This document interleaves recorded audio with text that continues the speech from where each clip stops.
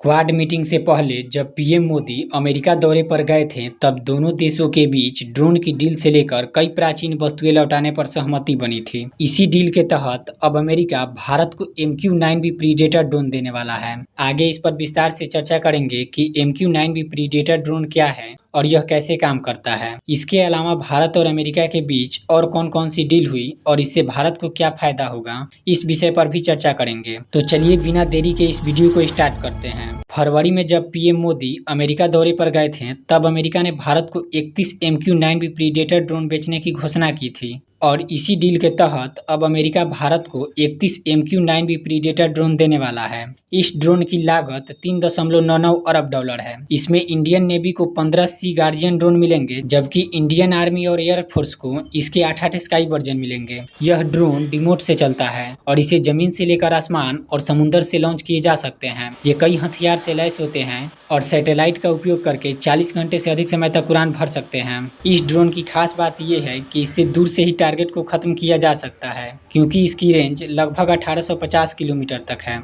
इस ड्रोन के आने के बाद भारत को इससे काफी फायदा होगा, क्योंकि इस्लामाबाद से लेकर पाकिस्तान के कई शहर पर इससे नजर रखी जा सकती है और यह आतंकियों का सफाया करने में मददगार साबित होगा, क्योंकि इसमें लेजर गाइडेड मिसाइल और एंटी टैंक समेत कई मिसाइलें लगी होती है। अमेरिका इस ड्रोन का उपयोग बहुत पहले से ही आतंकवादियों का सफाया करने में कर रहा है। इसी ड्रोन से अमेरिका ने साल 2022 में अलकायदा के सबसे खूंखार आतंकवादी अयमान अल जवाहिरी को मार गिराया था। इससे आप यह अंदाजा लगा सकते हैं कि यह ड्रोन कितना खतरनाक है और यह भारत के लिए कितना उपयोगी है, क्योंकि अक्सर पाकिस्तान के आतंकवादी भारत में घुसपैठ करने की कोशिश करते रहते हैं। ऐसे में इस ड्रोन के आने के बाद आतंकवादियों का सफाया करने में मदद मिलेगा। इस ड्रोन डील के अलावा अमेरिका ने UNSC यानी यूनाइटेड नेशन सिक्योरिटी काउंसिल में भारत की स्थायी सदस्यता का भी समर्थन किया है। जो बाइडेन ने पीएम मोदी से कहा है कि अमेरिका भारत के महत्व को समझता है, क्योंकि भारत ने कोरोना के समय में जिस तरह से दुनिया के अन्य देशों की मदद की,